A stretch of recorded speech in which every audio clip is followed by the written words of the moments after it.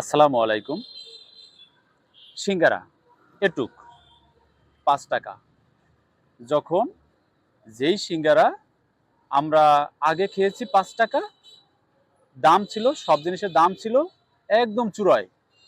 তখন ৫ টাকা খেয়েছি। মেনে নিতে কষ্ট হইতো না।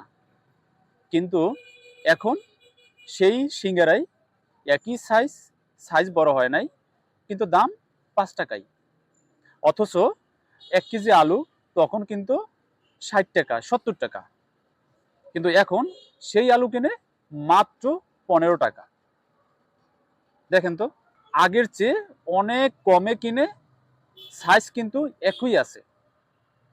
আলটিমেটলি আমরা সাধারণ জনগণই কিন্তু ঠকে যাচ্ছি।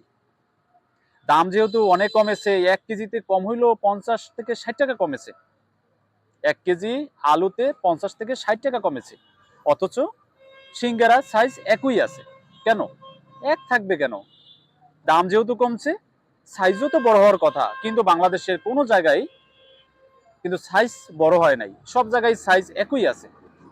শুধু এটাই না, সকল ক্ষেত্রে যেরকম পরোটা ১০ টাকা হয়েছে। এখন যদি আটা ময়দার দাম যদি কমে, পরোটা কিন্তু আর ৫ টাকা হবে না। কোনোদিন আর ৫ টাকা হবে না। সেই দাম একই থাকবে। এটাই বাংলাদেশ। আমরা যার যার অবস্থান থেকে আমরা কোনো কথা বলতেছি না।